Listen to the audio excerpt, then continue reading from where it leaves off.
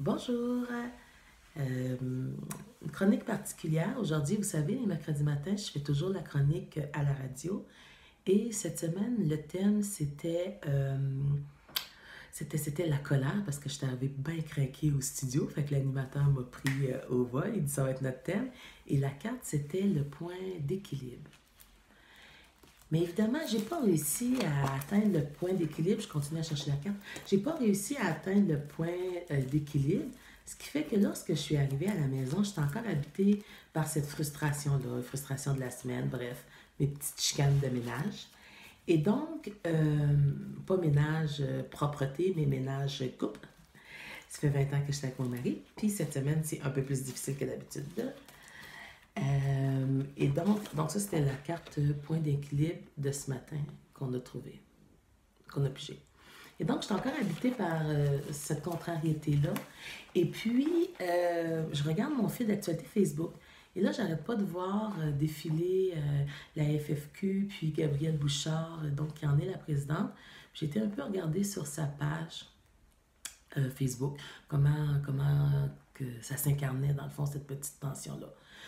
Pour ceux qui ne savent pas vraiment l'histoire, il est question, dont elle a fait une publication Facebook où elle mentionne en support à Catherine Dorion, il y avait un mouvement qui consistait à porter son coton watté.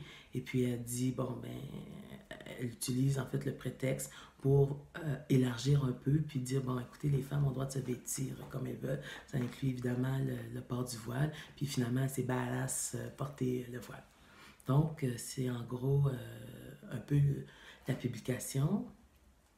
Et donc, ça fait un tollé, vous imaginez bien. D'un côté, il y a ceux qui disent ça n'a pas de bon sens, faire la promotion du voile, président de la FFQ, souhaiter l'asservissement de la femme, quand dans le fond, on s'est battu des années durant pour justement essayer d'être équitable, égalitaire. Et donc, qui vont finalement avoir des récriminations sur sa publication. De l'autre côté, vous avez celles et ceux qui disent ben non, tu sais, dans le fond, le voile, ça s'inscrit comme un gilet coton-watté. On a le droit de s'habiller comme on veut, on a le droit de faire ce qu'on veut. Et puis, si pour nous, on porte le voile, ça peut être aussi par choix, pas nécessairement par asservissement. Et donc, les deux clans, sur son mur, se battent littéralement.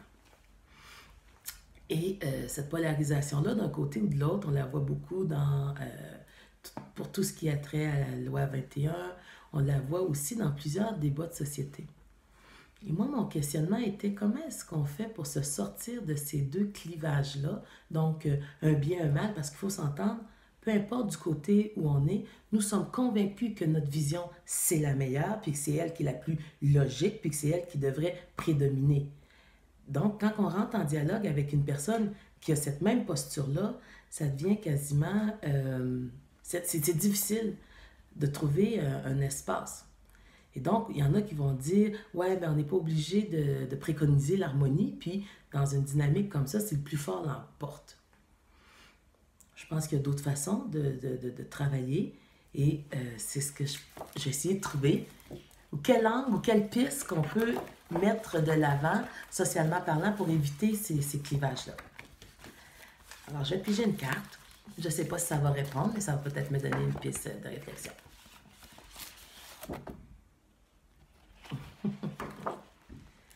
La naissance. Intéressant comme ça me dit pantoute rien, là.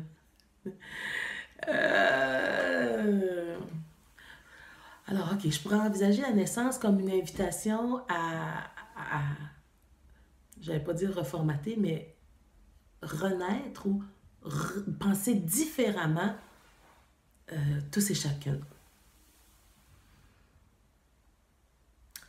Puis on pourrait commencer par une question simple. C'est pas facile de condamner l'autre qui pense l'opposé de nous, qu'on est convaincu que ce qu'il dit, c'est con. Bon.